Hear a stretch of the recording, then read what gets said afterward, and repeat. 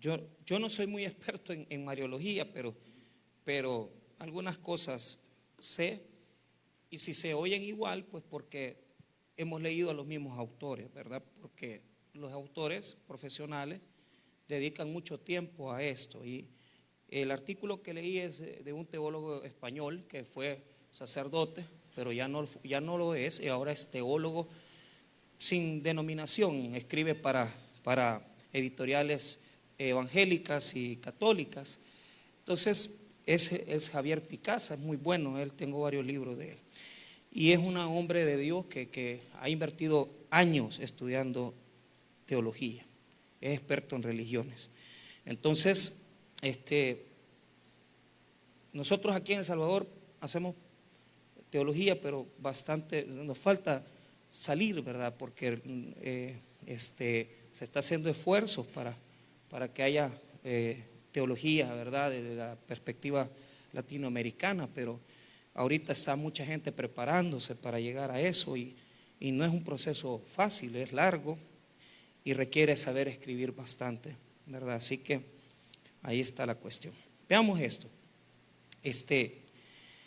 Aquí este texto bíblico tiene profundas connotaciones, ¿verdad? O sea, uno lo puede ver ahí como un versículo que está como por encima, se puede interpretar de una forma sencilla, pero detrás tiene conflictos fuertes, porque en primer lugar vamos a revisar cómo era la dinámica desde la perspectiva de los padres de Jesús, es decir, cómo podría María en un momento determinado experimentar o interpretar el ministerio de Jesús. ¿Y qué podemos aprender de eso nosotros?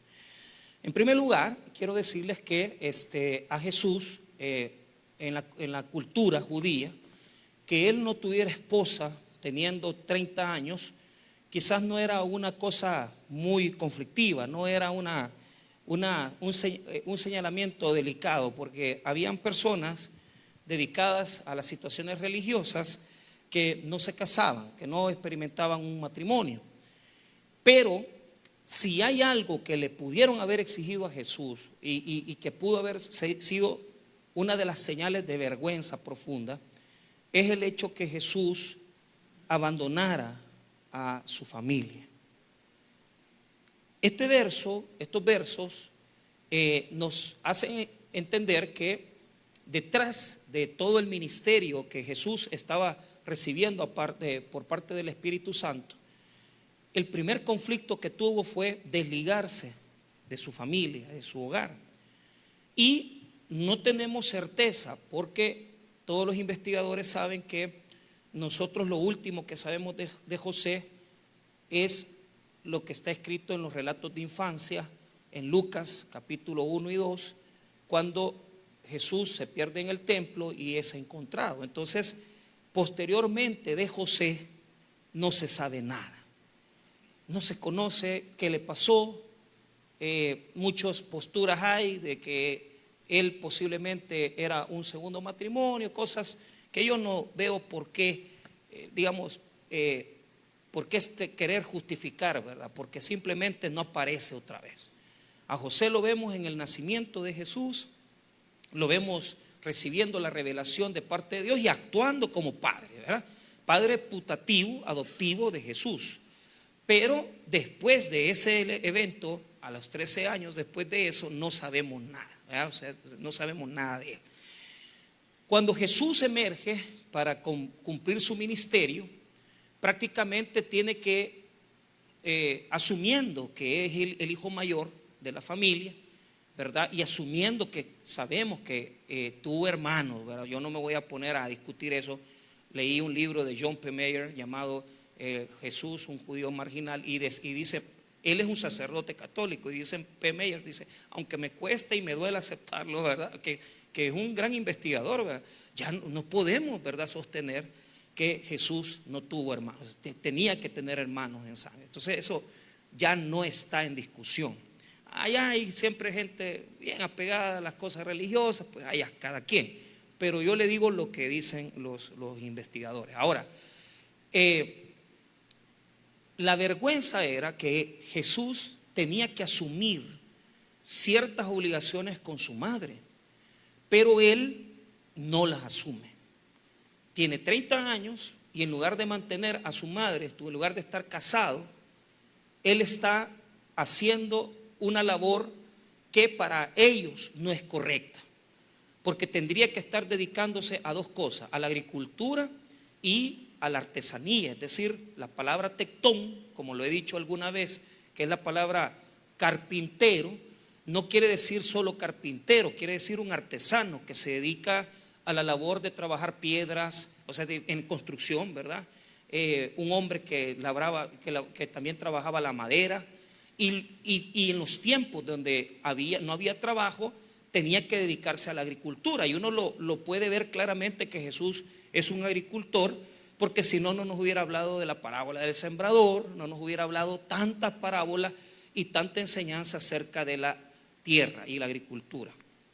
Entonces, la vergüenza más grande que experimenta María y sus hermanos es que él no esté en casa, que él salga y se comience a ser iluminado por el Espíritu Santo y salir a hacer un ministerio. Entonces, yo quiero que usted se ponga en ese pensamiento. María habrá tenido su revelación, pero dice el Evangelio de Lucas que ella lo guardaba todo en su corazón, porque aunque fue el ángel el que le manifestó el nacimiento, pero ella no entendía, o sea, ella la profundidad de su hijo no la comprendía.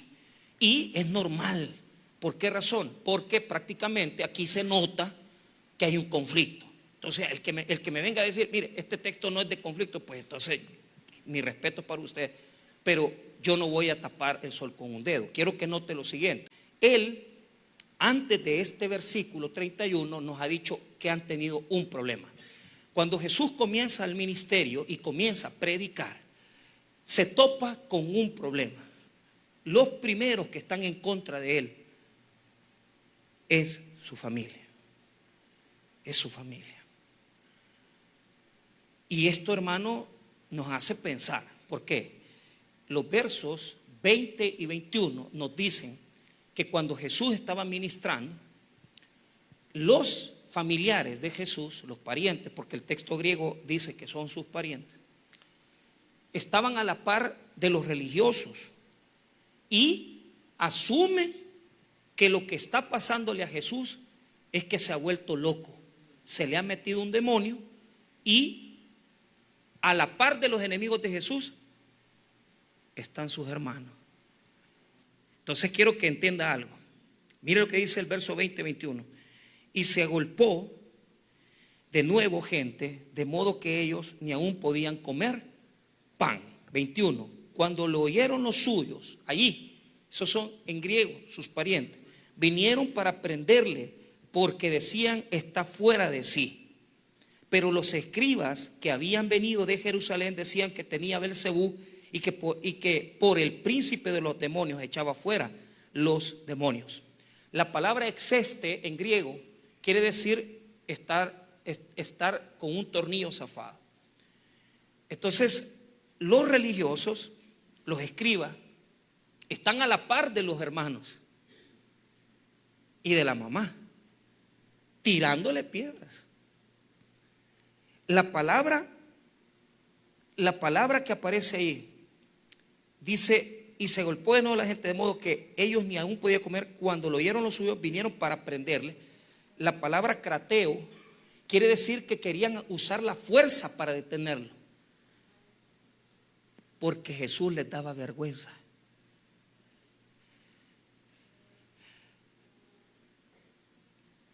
Los problemas y conflictos familiares, por eso Marcos pone a la par a los escribas y pone al diablo. Vea lo que dice el 23. Y habiéndolos llamado, les decía en parábolas: ¿cómo puede Satanás echar fuera a Satanás? Si un reino está dividido contra sí mismo, tal reino no puede permanecer. Entonces, ¿qué es un problema? ¿Qué es un conflicto de familia entre pareja, hijos? Es Un conflicto es un pleito de orgullo donde el que energiza el orgullo es por detrás escondido Satanás. Y el objetivo de los pleitos familiares, todos tienen el mismo objetivo. No hay forma de nosotros sacar otra cosa, que es dividir. La familia, en la medida que el diablo ve que los esposos conviven, pero viven infelices. Porque les voy a decir algo, hay gente que su vida es bien acoplada, matrimonios que se llevan súper bien y uno dice que, puchica, esta pareja que nítida es, pero esa convivencia no es lo general. Lo general es que las parejas no se llevan bien y luchan para llevarse bien. Entonces, lo normal es que hayan parejas que todos los días tienen pleitos, pero todos los días se reconcilian. Y usted ya sabe que hay pleitos de día y pleitos que no pueden durar hasta el siguiente día. Hay pleitos que en el matrimonio se arreglan sencillo y otros que se arreglan con diálogo. Pero la mayoría de pleitos pequeños fuegos, usted ya sabe cómo se arreglan. Se arreglan con intimidad. Y el que no sabe eso, pues no está casado. Porque la mayoría de pleitos, digamos, mínimos, que uno dice, la convivencia íntima sexual rompe problemas. Ahora, yo sé que aquí hay muchos que no van a querer oír eso, porque claro, no les conviene, no les interesa. Pero yo no voy a hablar mentiras, yo voy a hablar la práctica. Pero cuando usted mantiene a una pareja que no tiene relaciones sexuales, el diablo danza en medio de los dos. Ahora, la desaveniencia de las parejas se transmite a los hijos. Y usted ve aquí a los suyos, dice ahí. Yo quisiera que usted pudiera leer el griego lo que dice ahí, pero lo que dice ahí es los parientes. Entonces, por eso es que Marcos lo relaciona con los escribas enemigos de Jesús. ¿Qué nos está queriendo decir? Que cuando se levanta Satanás en una familia, los que son de tu casa parecen que no son de tu casa, como que son de afuera, porque la posición de ellos es pelear como que fueran enemigos jurados suyos, para que se juntaran los escribas con los hermanos de Jesús. ¿Qué piensa usted de eso? Es decir, usted defiende a sus hijos, usted defiende a sus hermanos, pero de repente los conflictos internos son tan fuertes que se pone la cosa candente y los hijos se pelean entre ellos, el esposo, la esposa se pelea entre ellos, y aquel con el que duermes y aquella con la que duermes se vuelve tu peor enemigo. De tal manera que después de estar casados tantos años se van a los tribunales allá a contar todas las intimidades. ¿Por qué? Porque el enemigo es astuto. Y aquella persona hasta tus hijos que les has dado de comer se vuelven tus enemigos muchas veces. Tus hermanos con los que has estado comiendo, compartiendo, se vuelven tus peores enemigos. Y parece que en lugar de estar dentro, estás fuera. Porque hay personas que dicen, ¿usted por qué no conoce a mi hermano lo que es? O sea, yo no entiendo cómo alguien puede andar pisoteándole la fama a sus propios hermanos. Ya está bien, ¿verdad? Que sea alguien de afuera, pero alguien con el que viviste, comiste.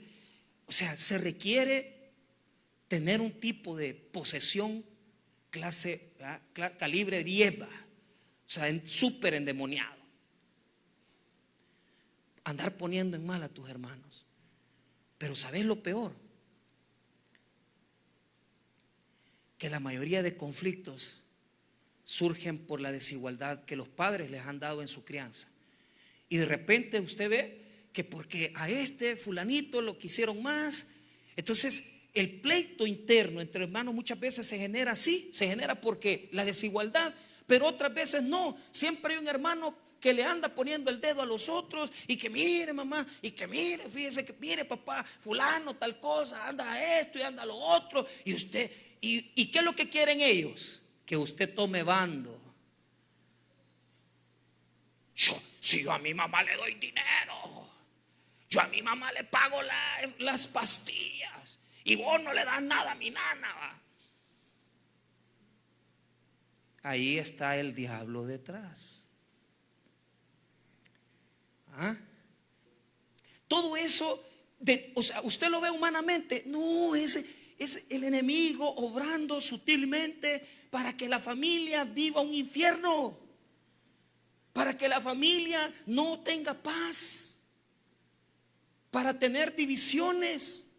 Entonces la primera división que se suscita, la división puede ser generada por los padres, sí, pero hay otra división que es más fuerte, que es que uno como hijo le dice a los padres, ¿va? Queriendo que el papá tome bando con uno. Y aquí pasó, diga conmigo, aquí pasó. Vean, mire, los hermanitos de Jesús le dicen a la mamá, mira, la mamá era la encargada, porque les voy a decir esto, la María tenía responsabilidades dentro de la familia según la cultura, pero lo que a mí me impresiona es que ahí venían los hermanos de Jesús con la nana a buscar a Jesús para sacarlo de donde él estaba.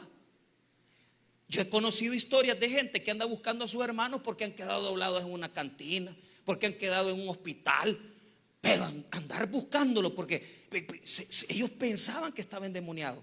Pero vea lo que dice, mira lo que dice el 31, note lo siguiente. Vienen después sus hermanos y su madre. ¿Qué está haciendo Marcos ahí? Continuando lo que ha dejado a media, porque en el 21, él está iniciando su aportación con respecto a la familia. Lo que nos está enseñando es acerca de la familia de Jesús, pero lo que nos está diciendo es algo para todos nosotros. Vea lo que dice el 31. Vienen después sus hermanos y su madre, y quedándose afuera, enviaron a llamarle. Va. Como estaban, Jesús estaba en la casa y ellos estaban afuera, ya no vienen con tanto garbo, sino que mandan a llamarle. Pero ese mandar a llamarle, mire, esas palabras que trataron de primero prenderle, segundo, la palabra estar fuera de sí, exeste, y la palabra que está en este lugar, que quiere decir enviaron a llamarle. ¿Sabe qué significa? Autoridad. Ya comió autoridad. O sea, pero note quiénes son. Vienen después sus hermanos y su madre. ¿Por qué? Porque la victoria es cuando los hijos le dan vuelta a la cabeza de los papás.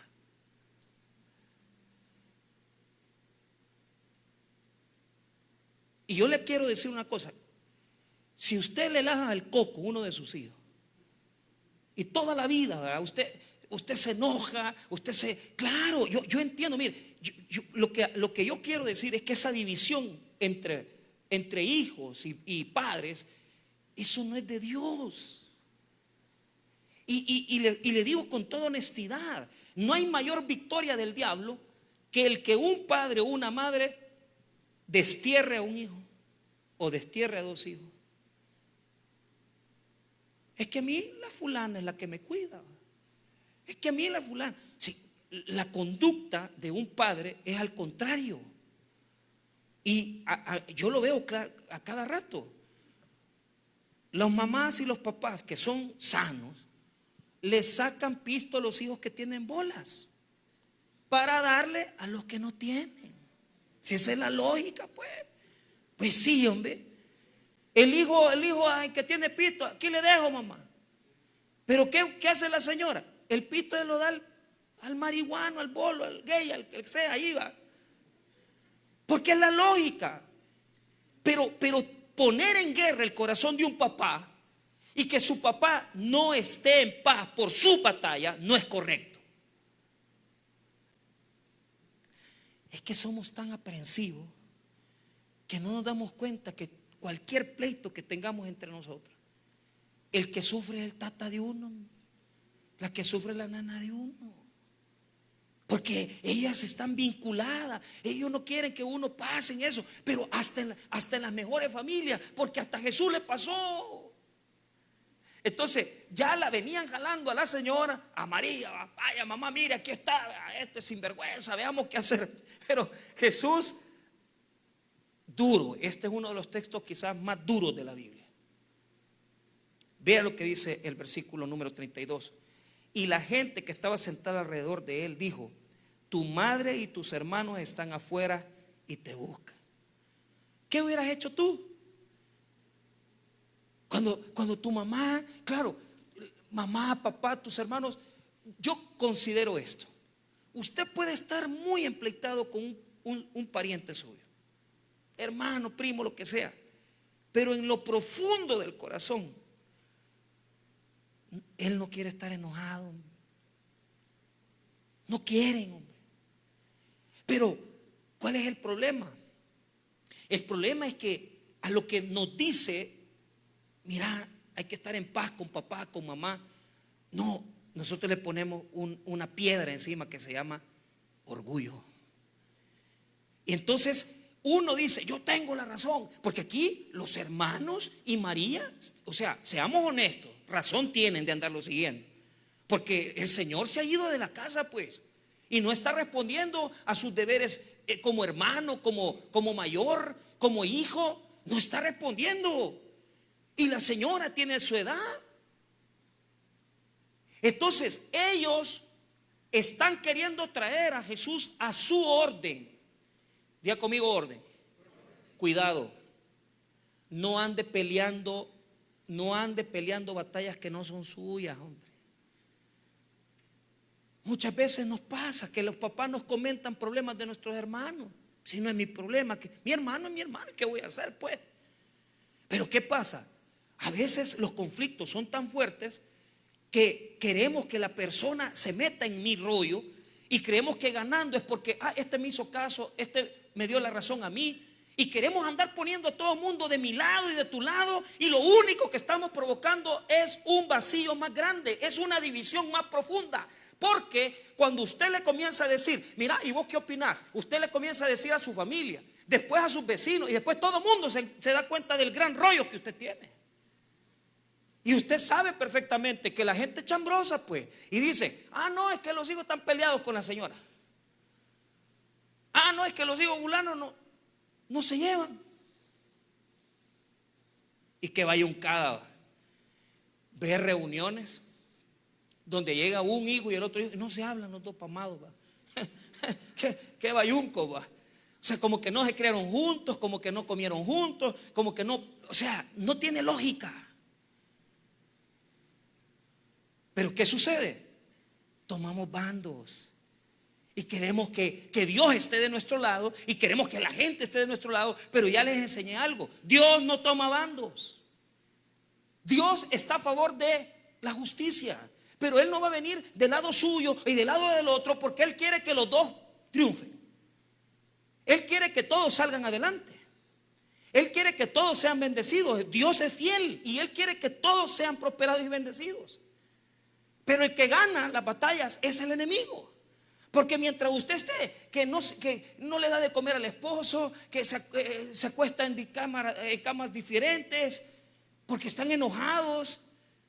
Yo entiendo que al llegar a una edad determinada uno se tiene, yo entiendo eso, camas distintas, yo lo comprendo. Pero estoy hablando de los que tienen 40, 50 años, que están en sus edades todavía activas sexualmente. O sea, qué cosa más terrible, ¿verdad? O sea, estar ahí, no, que a tu papá, porque hay hermanas beatas que se esconden en el evangelio y dicen: es que yo le estoy sirviendo al Señor, y por eso que no me toque tu papá. Dice: por Dios, hermanita, lea la Biblia, hombre. Lea la Biblia. Y se lo digo porque parte de mi consejería de las personas de 55 años en adelante es eso. que no tienen relaciones, que eso ya estoy hasta aquí. ¿Por qué? Porque no logran entenderse. Y esa división es peor, porque cuando ya los hijos se llevan bien, pero los papás están separados, que yuca es, hermano. Porque ahí se vuelve peor. ¿Y quién va a tener a mi mamá? ¿Y quién va a tener a mi papá? Entonces cuando ya usted tiene papá y papá ya tiene otra pareja y la mamá se quedó sola, entonces hay resentimientos de los hijos con los padres. Y aquella espinita les queda. Y cuando ya usted necesita, muchas veces ahí es donde vienen a cobrarse la factura. Nunca se lo van a decir. Jamás le van a decir, es que papá, usted esto. No. ¿Cómo pasa la factura a los hijos? Ya no llamada, ya no buscarlo. Y cuando ya es hora de quién se va a hacer cargo del Señor, mira, ¿y por qué no te haces cargo vos? Mira, ¿y por qué no te haces cargo vos? Pero al final nadie de los hijos quiere hacerse cargo de él. Yo lo he visto, pero no lo juzgo, porque todo lo que sembramos cosechamos. Y el amor, óigame bien, el amor de los hijos, hermanos, es sembrado y ganado.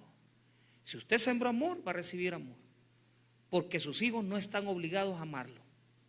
Sus hijos están obligados a honrarlo, a respetarlo, a hacer lo que sea, pero a amarlo no. El amor no se puede comprar. El amor se gana haciéndose cargo, llevándolos al colegio, estando ahí, haciendo aquí y estando con ellos y hablando y cuidándolos y dándoles de comer. Pero que venga usted a querer sacar la varita mágica ya cuando ya ellos tienen 40 años y que le traigan los nietos y que estén todos felices como que nada. Entonces es complicado.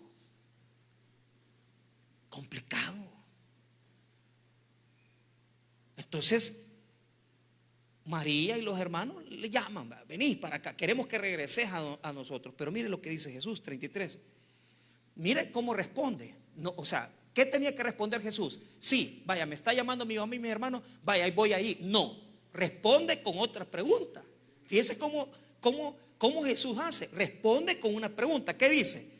Él le respondió diciendo: ¿quién es mi madre y mis hermanos? Duro. Y yo creo que, mira, hoy ahorita usted se puede preguntar: ¿quién es mi madre y quién es mi hermano?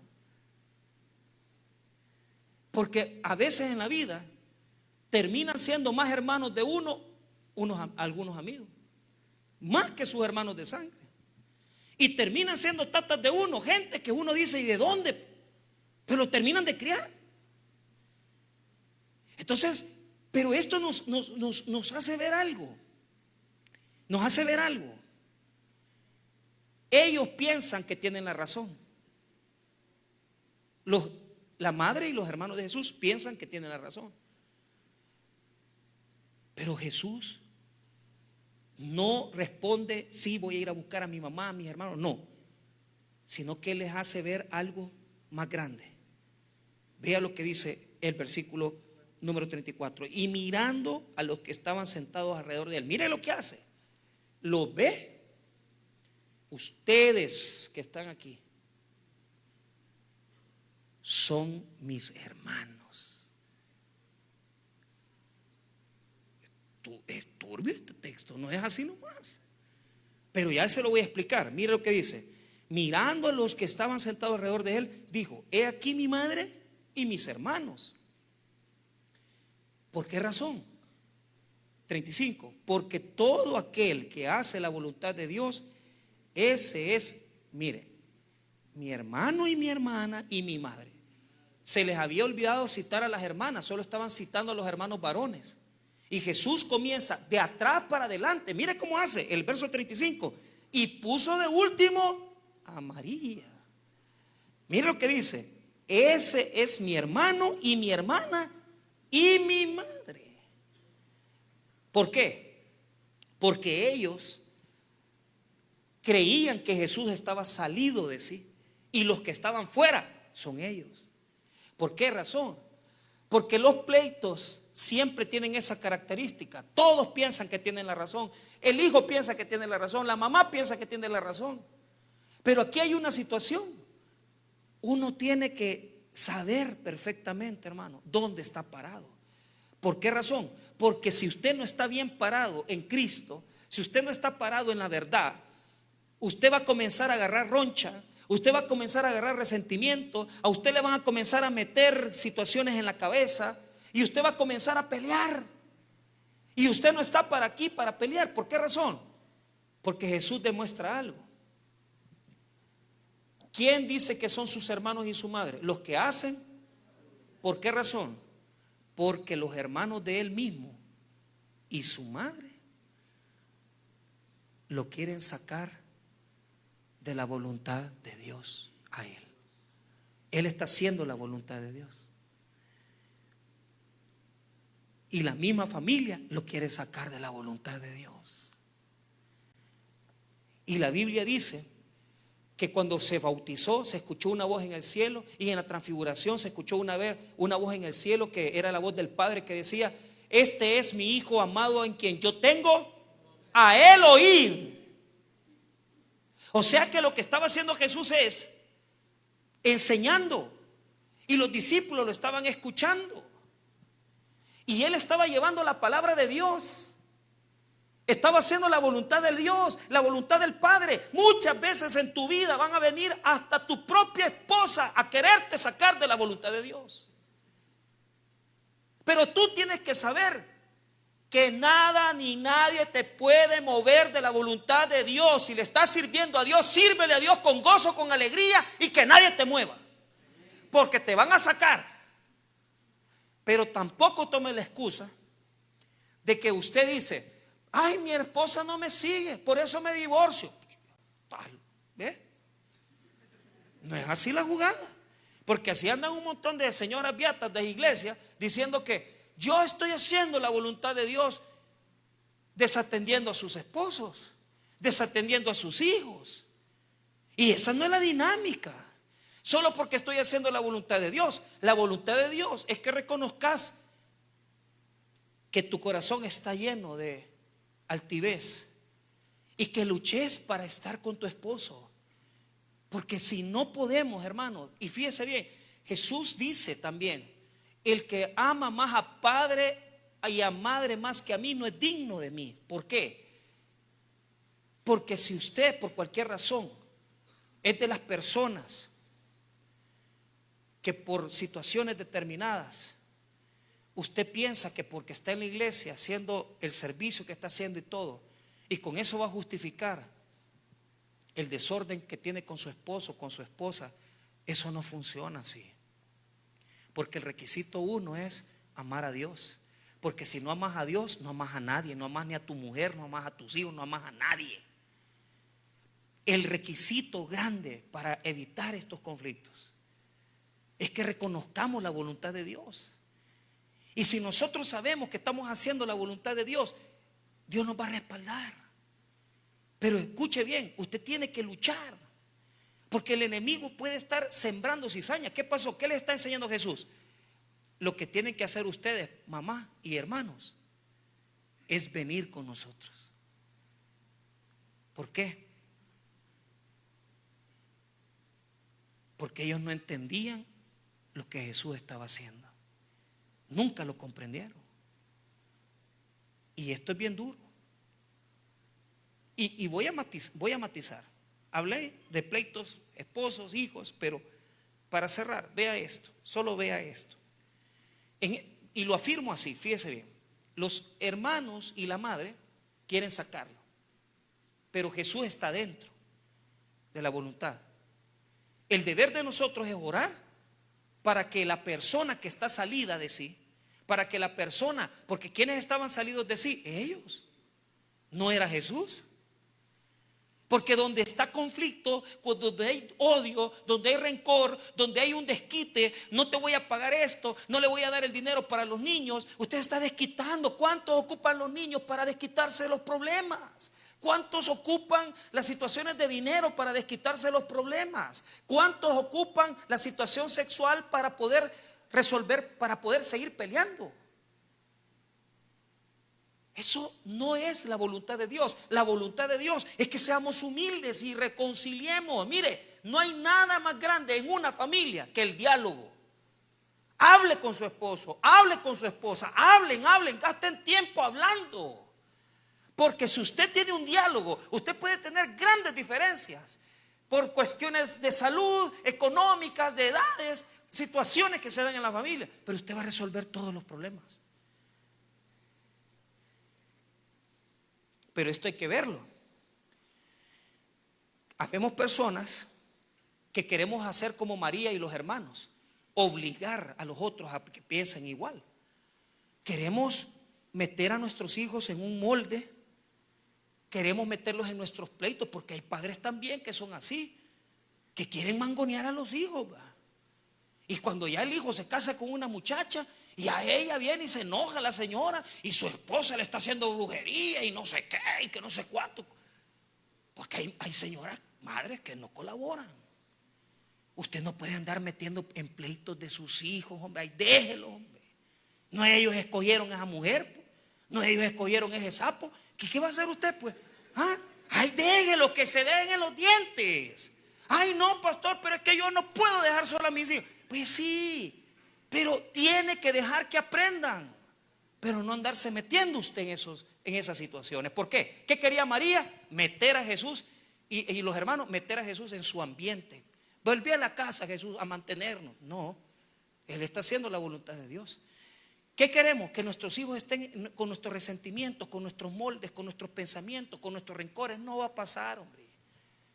¿Qué es lo que tiene que hacer usted? Mire, le voy a dar un consejo. Sea libre. Si usted le andan queriendo meter en pleito familiar, sea libre, no se meta en ningún bonche. Que mire que mi mamá, sea libre, sea libre. No ande agarrando roncha con nadie. Cero confrontación, cero pleito. Usted no está para pelear, está para reconciliar. Sea humilde. Pero me está bandeando mi hermano, me está humillando. Apartate. Pero los que sufren son los padres. Y vea, le voy a dar un ejemplo más.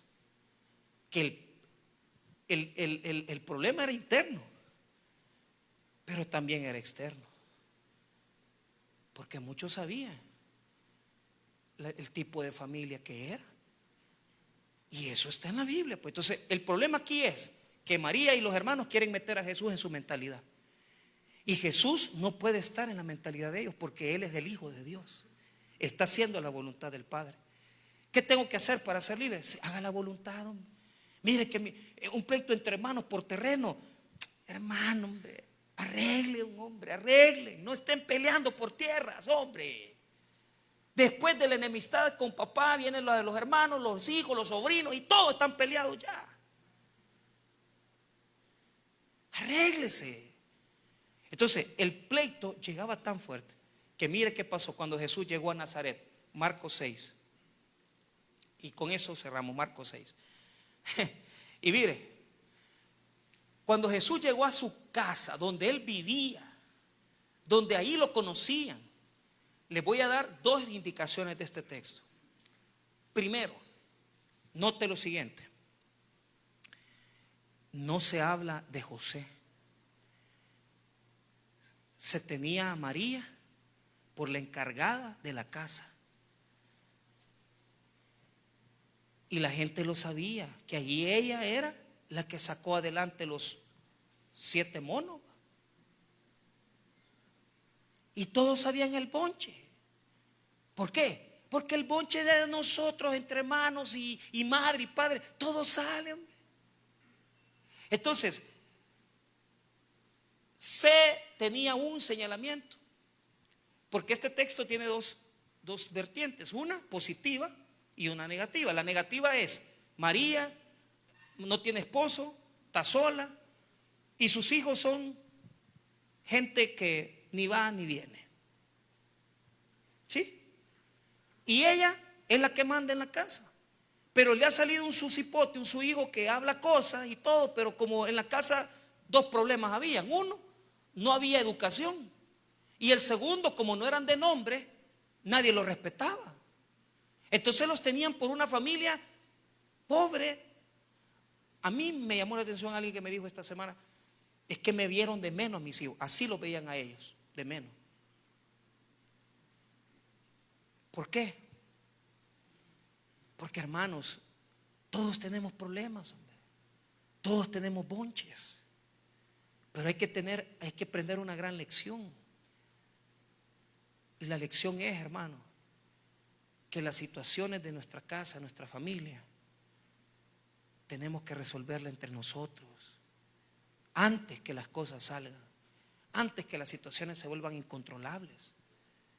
Porque van a llegar a un punto, lo que les ha pasado a muchos, que se han demandado entre hermanos por terrenos, que se han demandado entre padres e hijos por cuotas alimenticias, los hijos exigiéndole a los papás y los papás exigiéndole a los hijos cuotas alimenticias. Vean lo que dice el versículo 1. Salió Jesús de ahí y vino a su tierra y le seguían sus discípulos. Y llegado el día de reposo comenzó a enseñar en la sinagoga. Muchos oyéndole se admiraban y decían: ¿de dónde tiene estas cosas? ¿Y qué sabiduría es esta que le es dada? Y estos milagros que por las manos son hechos. ¿No es este el carpintero? Mire, primero dice es carpintero, o sea, tiene oficio Jesús. Pero no hablan de José. José está desaparecido. María es madre soltera en este texto. Mire lo que dice: ¿no es este el carpintero, hijo de María, hermano de Jacobo, de José, de Judas y de Simón? Entonces los nombres de los varones los cita, pero los nombres de las chicas no los cita. Mire, ¿no están también aquí con nosotros sus hermanas? Y se escandalizaban de él. Mas Jesús le decía: no hay profeta sin honra sino en su propia tierra y entre sus parientes y en su casa. O sea, no lo quería ni sus parientes ni lo querían en su pueblo.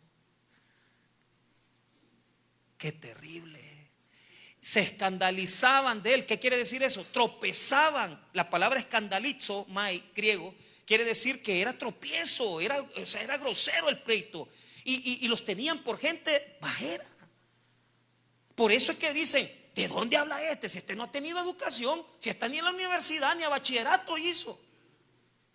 Y lo otro, sus hermanas no es esa la que va al pozo a recoger el agua. Y los hermanos si son igual que él. Pero mire, algo que hay que rescatar. El texto tiene un elemento positivo, y lo positivo es que lo que Jesús está hablando y lo que Jesús está diciendo es por su madre.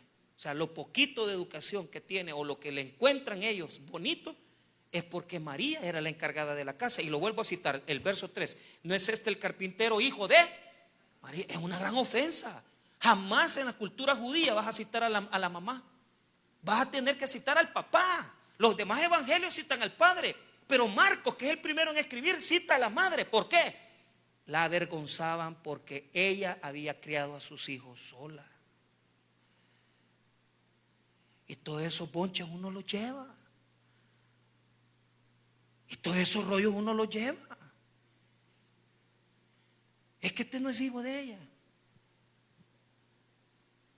Que les puedo sacar otro texto donde le dicen a Jesús: si vos tenés un gran problema en tu nacimiento, en Juan 8 le dicen, nosotros los judíos les dicen: nosotros no somos hijos de fornicación. Pero eso quiere decir que estaban acusándolo a Jesús de que había problemas en su casa. ¿Ah? ¿Cuántas personas tienen problemas con sus hermanos? Tienen ese tipo de conflictos sociales, psicológicos. Ay, es que a mí no me criaron, a mí aquí mi papá yo no lo conocí. Hasta en las mejores familias. Pero ¿querés que te enseñe algo con lo que yo cierro? Al final,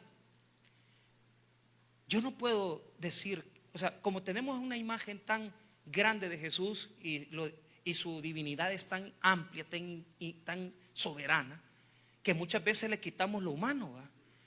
Pero mire, hermano, le voy a decir algo.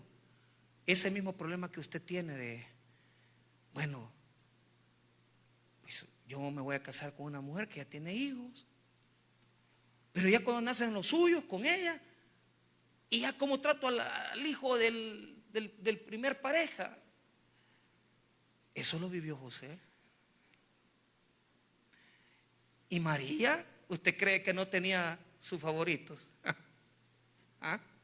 Aquí se ve que la mangoneaban, porque a las nanas las mangonean los hijos. ¿Y sabe cómo terminó el cuento? En un gran pleito, porque ninguno de los hermanos de Jesús creía nada en él, lo veían como nada. Juan capítulo 7, mire lo que dice Juan capítulo 7. Ningún hermano de Jesús creía en él, no lo querían, le deseaban hasta males. Y usted me viene a llorar aquí porque usted tiene problemas con sus hermanos, que mire que mi mamá, por Dios hermano, mire Juan 7 verso 1, mire cómo lo trataban. Verso 1, Juan 7:1. Después de estas cosas andaba Jesús en Galilea, pues no quería andar en Judea, porque los judíos procuraban matarle.